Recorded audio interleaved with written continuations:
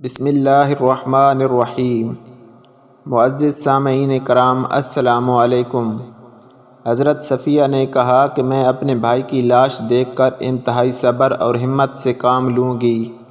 ایک اور آواز گونجی، میرے چچا حمزہ نے قرابت کا حق ادا کیا اور نیک اعمال کرنے میں سبقت لے گئے۔ یہ وہ جملہ ہے جسے نبی کریم آقائے دو جہاں حضرت محمد صلی اللہ علیہ وآلہ وسلم اکثر دہرایا کرتے تھے۔ حضرت حمزہ کی شخصیت کی گہری تاثیر اور مقبولیت اس قدر زیادہ تھی کہ صحابی اپنے بچوں کے نام ان کے نام سے مسموم کرتے تھے۔ ناظرین گرامی، سوال تو یہ ہے کہ اتنے بلند مرتبہ اور نامور اسلامی شخصیت کی آخر 2 دفعہ قبر کیوں کھولی گئی؟ یہ تو سب جانتے ہیں کہ پیارے آقا حضرت محمد صلی اللہ علیہ وآلہ وسلم اپنے چچا سے بے حد محبت کیا کرتے تھے۔ ایک دفعہ ایک صحابی بارگاہ رسالت میں حاضر ہو کر عرض کرنے لگے، میرے ہاں لڑکے کی ولادت ہوئی ہے، میں اس کا کیا نام رکھوں؟ تو رحمت عالم حضرت محمد صلی اللہ علیہ وآلہ وسلم نے فرمایا، لوگو، مجھے اپنے چچا حمزہ سے محبت ہے، لہٰذا انہی کے نام پر اپنے بچے کا نام رکھو۔ نبی آخر الزماں حضرت محمد صلی اللہ علیہ وآلہ وسلم کی ولادت سے 2 سال پہلے آپ کے چچا اور رضاعی بھائی سید الشہداء شیر خدا حضرت سیدنا حمزہ بن عبد المطلب پیدا ہوئے۔ آپ کی کنیت ابو عمارہ تھی۔ آپ نہایت حسین و جمیل، دبلے پتلے، چوڑی چھاتی اور دراز قد تھے۔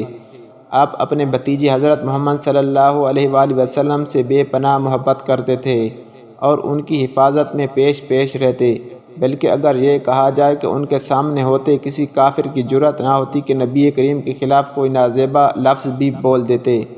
اس طرح اعلان نبوت کو 6 سال گزر چکے تھے کہ ایک دن کوہ صفا کے قریب ایک باندی نے آپ کو شکار سے واپسی پر روکا اور کہنے لگی، اے ابو عمارہ، کاش آپ پہلے آ جاتے۔ تھوڑی دیر پہلے ہی ابو جہل نے آپ کے بھتیجے محمد صلی اللہ علیہ وآلہ وسلم کو نعوذ باللہ گالیاں نکالی ہیں اور ہاتھا پائی بھی کی، لیکن محمد صلی اللہ علیہ وآلہ وسلم نے کوئی جواب نہیں دیا اور چلے گئے۔ یہ سنتے ہی آپ جوش میں آ گئے، تیزی کے ساتھ خانہ کعبہ کی طرف بڑھے، بغیر کسی اور طرف متوجہ ہوئے سیدھا ابو جہل کے پاس گئے اور جاتے ہی ان کے سر پر زوردار اپنی کمان دے ماری۔ ابو جہل کے سر سے خون کا فوارہ نکل پڑا اور ساتھ ہی فرمانے لگے، آج سے میرا دین وہی ہے جو میرے بھتیجے محمد صلی اللہ علیہ وآلہ وسلم کا ہے، اگر کسی میں طاقت ہے تو مجھے روک کر دکھائے۔ آپ مدینہ تشریف لائے تو اسلامی لشکر کے پہلے علم بردار بنے۔ 2 ہجری میں ہونے والی پہلی جنگ میں آپ نے بے شمار کافروں کو جہنم واصل کیا۔ مکہ کے مشہور جنگجو اور پہلوان عتبہ کو حضرت حمزہ رضی اللہ تعالی عنہ نے ایک ہی وار میں ختم کیا، جس کے بعد پورے عرب میں حضرت حمزہ کی دھاک بیٹھ گئی۔ 15 شوال المکرم 3 ہجری غزوہ احد شروع ہوتا ہے کہ جس میں کفار غزوہ بدر کا بدلہ لینے کے لیے مسلمانوں پر حملہ کرتے ہیں۔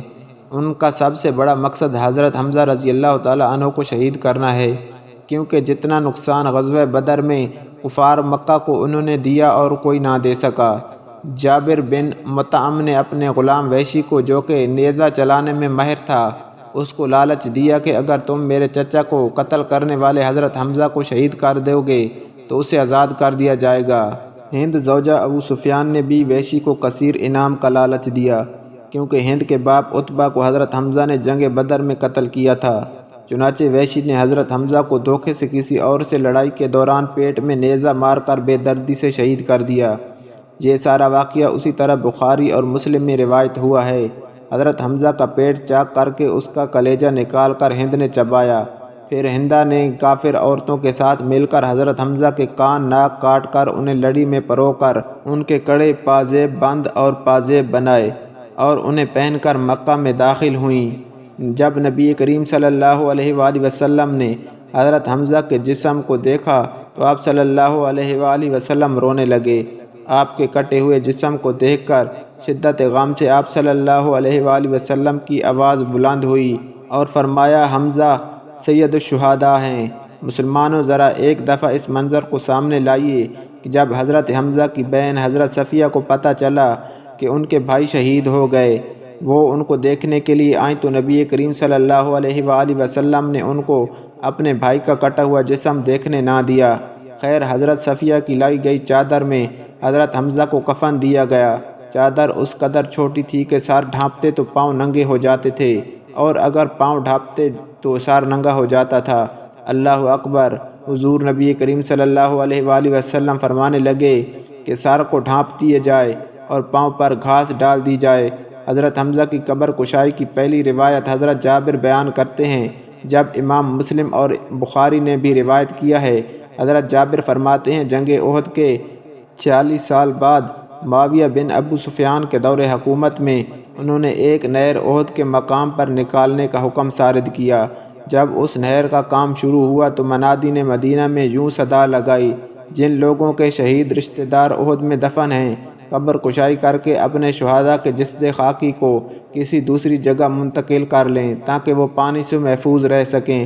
حضرت جابر بن عبداللہ فرماتے ہیں کہ یہ سن کر مدینے والے احد کی طرف نکل پڑے، جن میں خود بھی شامل تھا، کیونکہ میرے والد عبداللہ بھی احد کی جنگ میں شہید ہوئے تھے اور وہاں ہی دفن تھے۔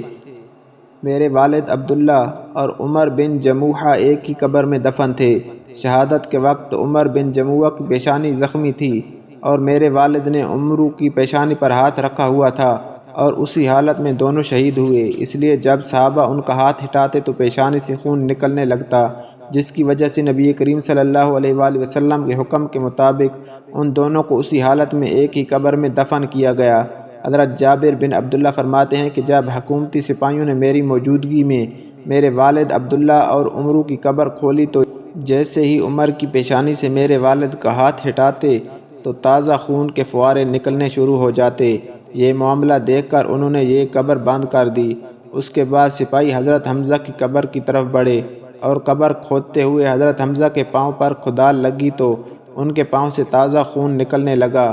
حضرت جابر روایت فرماتے ہیں کہ میں اس بات کا عینی شاہد ہوں کہ تمام شہداء کے جسم تر و تازہ تھے، اور حضرت حمزہ تو ایسے لگ رہے تھے جیسے سو رہے ہوں۔ جب سپاہیوں نے شہداء کا یہ عالم دیکھا تو مزید قبر کشائیوں کو روک دیا اور دوبارہ سبھی کو اسی حالت میں دفن کر دیا جیسے پہلے تھے۔